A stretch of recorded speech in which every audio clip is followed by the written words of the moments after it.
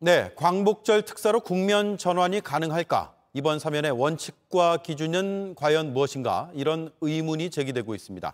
취재 기자와 바로 짚어보겠습니다. 이승필 기자가 나와 있습니다. 이번 사면 결정이 대통령의 지지율 하락세와 무관치 않아 보이죠?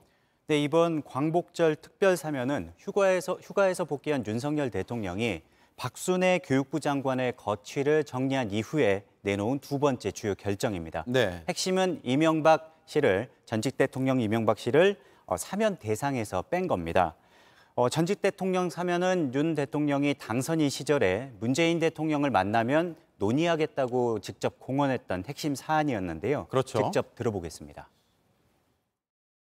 윤석열 당선인은 이명박 전 대통령의 사면을 요청하겠다는 생각을 오래전부터 견지해 왔습니다. 네, 그런데 최근 지지율이 20%대까지 떨어진 상황에서 전직 대통령을 포함한 정치인 사면에 대해서 여론이 좋지 않았습니다. 아무래도 여론이 나쁘다 보니까 정치인 사면은 선뜻 선택하지 못했을 거고요. 대신 갈수록 악화되는 경제 상황을 감안해서 민생을 키워드로 앞세운 겁니다. 경제 살리기 관점에서 주요 기업인 사면에만 집중함으로써 지지율을 반등시키기 위한 국면 전환 효과를 노린 것으로 풀이됩니다. 네, 정치적 고려를 했는지는 모르겠습니다만 이런 선택과 결정의 기준과 원칙이 뭐냐 이런 의문이 들거든요. 네, 특별 사면은 대통령의 고유 권한으로 역대 정권에서 국면 전환용 카드로 활용돼 왔습니다. 정치적으로 내린 결정이다 보니 원칙 없이 행사된다는 비판이 잦았는데요. 네. 과거 사례를 보면 경제적 후원자와 또 최측근 비서관을 사면한 노무현 전 대통령이나 퇴임 직전에 역시 최측근 인사들을 사면한 이명박 씨도 논란이 컸고요. 문재인 전 대통령이 임기 말에 전직 대통령 박근혜 씨를 사면한 것도 중대 범죄를 저지른 경우에는 사면하지 않겠다던 당초 공약을 깬 거란 비판에 직면했습니다.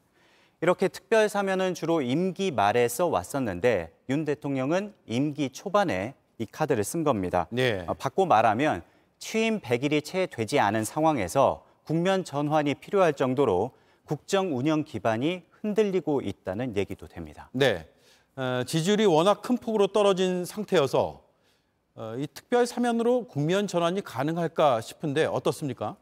네, 윤 대통령은 오늘 나온 여론조사에서도 20%대의 지지율을 기록했습니다. 한국갤럽 여론조사에서 긍정평가 25%, 부정평가 66%가 나왔는데요. 부정평가 이유를 보면 인사를 꼽는 답변이 가장 많았고 경험과 자질 부족, 무능함이 14%, 또 재난 대응 이런 순으로 조사 결과가 나왔습니다. 재난 대응이 처음으로 들어갔네요. 그렇습니다. 이러한 여론을 볼 때 경제인 사면만으로 돌파구를 찾기에는 한계가 있어 보이고요.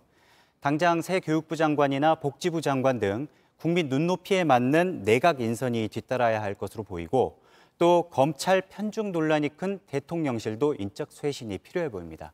특히 물가 안정 등 경제 위기 극복과 같은 핵심 국정 현안을 어떻게 풀어갈지도 네. 앞으로 지켜봐야 할 대목입니다. 예, 이승필 기자 잘 들었습니다.